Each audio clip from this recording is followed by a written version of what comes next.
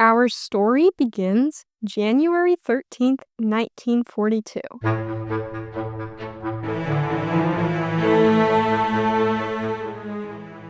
The 1st Raider Battalion is formed with a focus on capabilities in reconnaissance and special operations, striking the enemy from anywhere at any time. This battalion was designated as the 1st Separate Battalion, and just a month later was updated to the 1st Raider Battalion designation. Throughout the war, 4 total Marine Raider battalions were stood up, a leader in assault formations of the Marine Corps in World War II.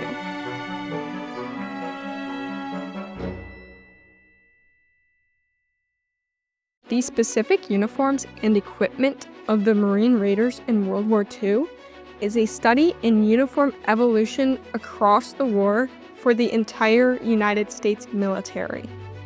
The Raiders were the first to utilize camouflage clothing, providing the first prototypes that camouflage across the military would eventually manufacture and produce. A lot of these prototypes were stood up by the Marines themselves, starting with the prominent black khaki uniforms worn at Makin Island, where the Marine Raiders attacked a Japanese-controlled island in August of 1942. A subset of these raiders did this in anticipation of a night attack, wanting their uniforms to blend into the night sky rather than the lighter hue of a khaki uniform. In a similar vein, raiders also hand-applied striped camouflage to their dungaree jackets, typically of a green and brown variety. It was in 1942 when this advent of camouflaged uniforms entered the mainstream supply for the military, with the M1942 one-piece jungle suit originally developed by the U.S. Army being distributed to the 1st Marine Division. This was developed using the P1941 Utility HBT Camouflage Coat, an experimental camouflage utility uniform. This coat featured U.S. Marine Corps buttons with left side pockets and similarly designed trousers. These trousers were typically tucked under their socks for ease of movement and decrease in dirt buildup. This was a reversible coat with a green side and a brown side. A similar basic P1941 HBT utility uniform was issued without camouflage, of a sage green color. Additionally to the M1942 one-piece suit, the Raider units were issued 2-piece P1942 uniforms as a continuation of the P1941. It was again reversible with a green and a brown side. You could distinguish these from the United States Army camouflage uniforms through the USMC stencil and pocket details on the uniform. The brown side utilized more earthy colors, including light khaki, brown, light drab brown, and red brown, than the previous P1941 jacket. Raiders also wore issued tanker-style jackets, many times worn with personalized insignias on the back of the jacket detailing the Marine Raiders or the specific Raider Battalion.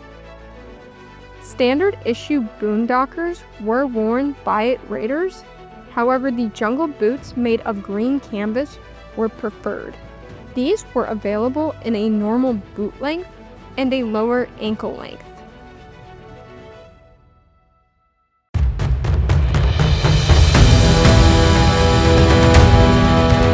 Raiders wore several different helmet covers and liners for the purposes of yet again more camouflage. Before the military began issuing these covers, Raiders would create their own using a combination of burlap and netting. Eventually, an issued helmet cover matching the camouflage of the uniforms was issued. These covers were reversible and featured both the brown and green sides discussed earlier. In addition to helmets, Raiders could wear forest green garrison caps with their combat uniforms. The Marine Raider patch featured a white skull within a red diamond background surrounded by white stars. This was overlaid on a blue polygon. These patches would be worn on service jackets at the top of the left arm. The Raiders were also known for specific usage of equipment during the war. They were first issued a Western stiletto to be replaced by the Camillus stiletto, also known as the Raider stiletto. Another knife that was significant to the Marine Raiders was the Gung Ho knife, another pre-Raider stiletto procurement. A Marine issue K-bar was also issued to the Raiders.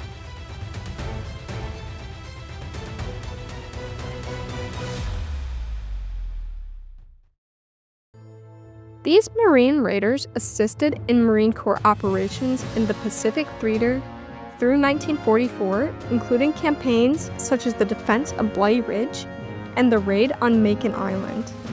On the 1st of February 1944, the 4 battalions of the Marine Raiders were redesignated as the 4th Marine Regiment, previously wiped out with the fall of Corregidor in 1942. It was determined the specialized role of these raiders wasn't necessary within the large-scale Pacific Theater conflict. However, the tradition and the camaraderie of the Marine Raiders was not lost, with the Marine Corps Special Operations Command, MARSOC, activated in 2006, made up of the Marine Raider Regiment, Support Group, and Training Center, continuing the legacy of the Marine Raiders from January 1942.